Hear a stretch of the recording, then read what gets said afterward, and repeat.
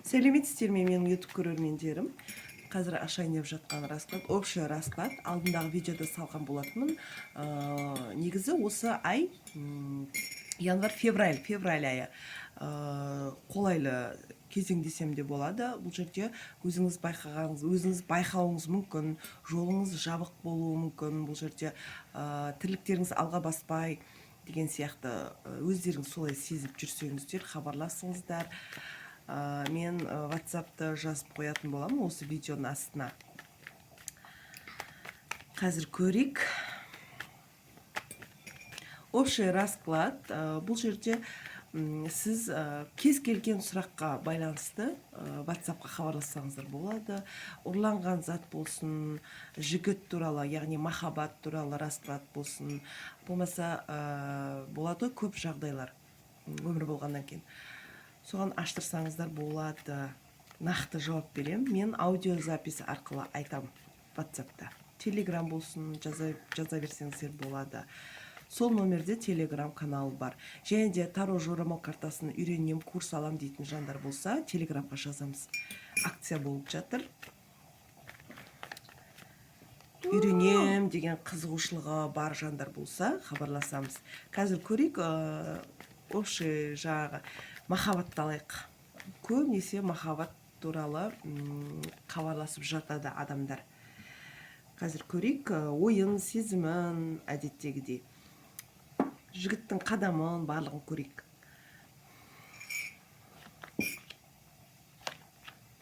Жігіттің ойы қандай, сіз туралы ойы қандай жігіттің?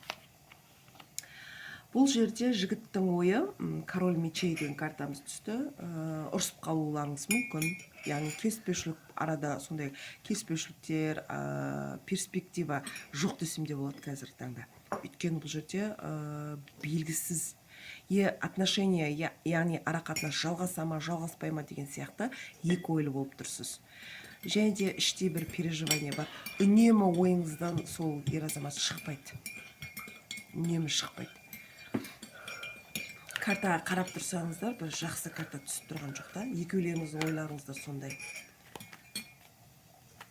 Екеулеріңіз ұрысып қалуларыңыз мүмкін. Бұл жерде нені көріп тұрмыз? Король мечей, яғни жігіттің мінезіне байланысты бұл жерде отношения. Яғни жігіттен көріп тұрсыз да сіз. Келіспеушіліктер, барлығы жағдай жігіттің өзіне байланысты болып тұр негізі. Отношения, перспектива қазір тоқтап тұр десем болады. Қазір көрейік, пауза ма или жоқ па? Отношения осымен бітті ма, пауза ма, көрейік.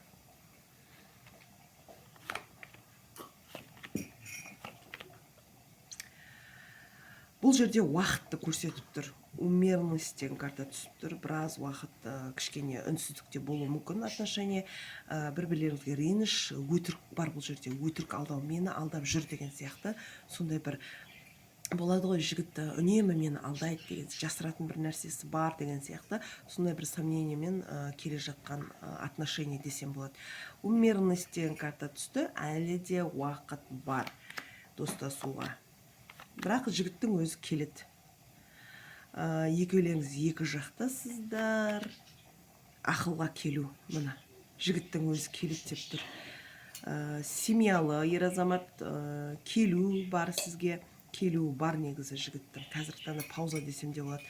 Екеуміз екі жақта жүргеніміз болмайды деген сияқты. Енді отношениеде да. Жасырын отношения десем де болады. Және де иерофант деген карта. Бұл жерде бір-бірлеріңізбен татуласуды көрсетіп тұр. Сезімі бар ма жігіттің? Қазір көрейік. Жігіттің сіз туралы сезімі бар ма? Сізді қалай көреді? Сезімі бар ма? Жігіттің сезімі бар ма? Сезімі бар ма? Бұл жерде жігіттің аса қатты бір сезім деп айта алмаймын. Өйткені бұл жерде бір-бірлеріңізді бір қимастық па, бауыр басу ма бар да. Енді бұл жерде күту сіз жақтан түсіп тұр. Кету де, отношения қоя салайын ба деген сияқты сіз жақта да түсіп тұр да. Екі ойлысыз, бірақ күтесіз. Неге күтіп жүргеніңізді өзіңіз түсінбейсіз. Сезім бар деп айта алмаймын жігіттің. Сіздің сезіміңіз бар ма жігітке деген? Қазір көрейікші. Өзіңіз біліп отырған шығарсыз енді іштей. Сезіміңіз бар ма жігітке деген? Просто сезім бар деп айта алмаймын, бірақ сіз де үйреніп қалғансыз, күтесіз. Арада кедергі болса да күтесіз, және де өткен жаңағы отношениеде сезім болған. Қазіргі таңда бір сенімсіздік болып тұр да сізде.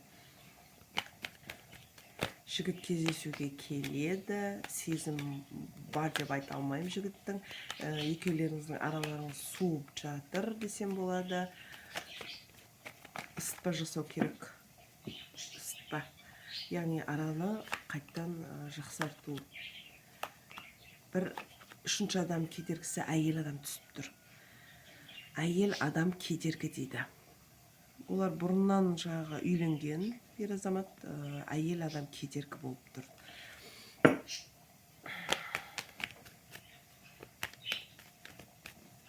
Ары қарай көрейік.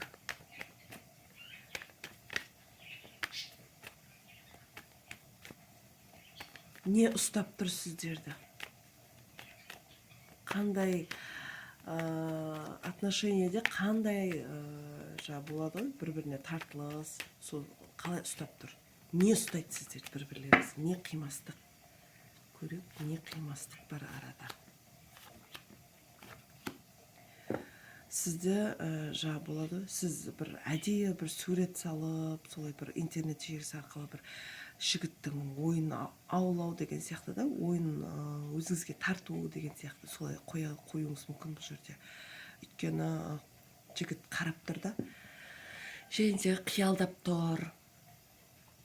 Қайттан отношениені жалғасуын қалайсыз, бірақ бұрынғыдай отношение болмайды. Өйткені ер азамат, үйленген ер азамат десем болады. Алдағы таңда келеді, кездесу болады, көңілді кездесу, бірақ артынан бір мұңаю бар. Переживание, яғни мұңаю. Кездесуде жақсы болады, жігіт кеткеннен кейін қайттан өз қалпыңызға түсесіз. Бір болады, бір душевный терзание болады, бір жалғыздық сезіну деген сияқты. Енді бұл жерде қайттан жігіттің келуін күтуіңіз бар, келуін күтесіз. Негізі отношениені өз қолыңызда, яғни жалғастыруда, жалғастырмауда. Бұл жігіт өз келе береді бұл, бірақ осындай отношение сізге керек па деген сұрақ. Оның семьясы бар деген сияқты. Бұл жерде нүкте қоятын, барлығына нүкте қоятын сізсіз. Енді осы отношение немен аяқталады?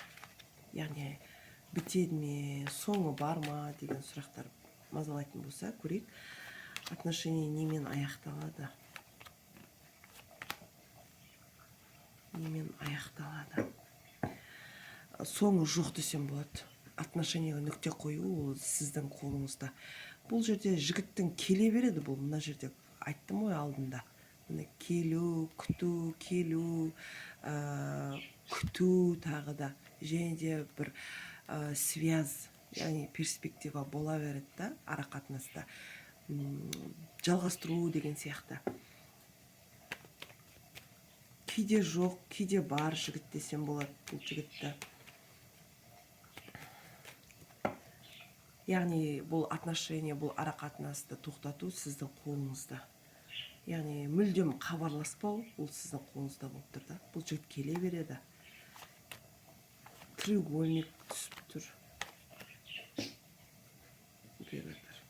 Бір нүктесін қойғыңыз келеді, бірақ бір қимастық бар сияқты ішіңізде. Осы жігітпен кездесе бергіңіз келеді, бір жалғыздық түсіп тұр да. Артынан мұңаю, осы карталар түсіп тұр. Жігіттің ойын білікші, жігіттің ойы қандай? Алдында аштым, бірақ ол анық көрсетпеді. Жігіттің ойы қандай? Жігіт ойлайды, мен дуалап алған, бұл жерде әділдік қалайды да, бұл жігітте өзі солай келе береді. Бұл сезім деп айта алмаймын, бұл отношениеде ешқандай жігіттің сезімін көріп тұрған жоқпын.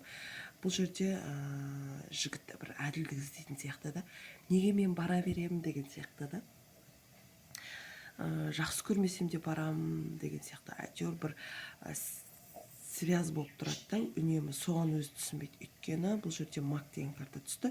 Менің басымды жаңағыдай дуалап алды ма деген сияқты ойда жігіт солай ойлайды сізді. Енді бұл жерде мүлдем отношение қоям, яғни бармайым десем де бара берем дейді. Міне қайттан оянады да, жаңағы қалай айтсам болады, сезім емес, өзінің сондай бір маг, яғни дуа сондай қасиеті бар ма деп те ойлайды да. Колеса фортуны деген карта күнделікті солай болады. Күнде кездеспесеңіз де бір сондай бір арада, сондай бір уақыттарда барып қоя береді да бұл жігіт сізге. Соны ойлайды. Қандай әйел деп ойлайды?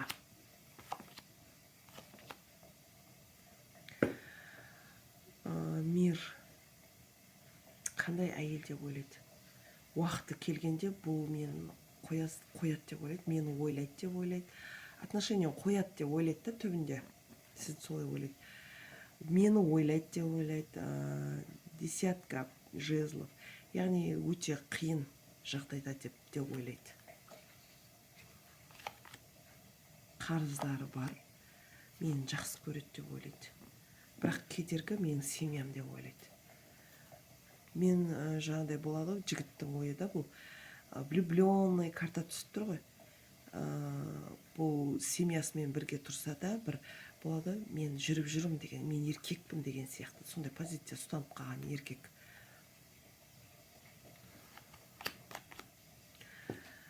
Сила старший арканы сізді бір өте жаңағыдай күшті әйел ретінде көреді. Барлығына шыдайтын, барлығына төзетін, өте шыдамды әйел деп біледі сізді. Және де мені жақсы көреді деп ойлайды. Енді осымен менің раскладым аяқталды. Егер де сіздерге осындай жеке расклад аштырғыларыңыз келсе, хабарласыңыздар. Және де лайк басып комментария жазуды ұмытпаймыз. Каналыма тіркеліп кетіңіздер. Сау болыңыздар.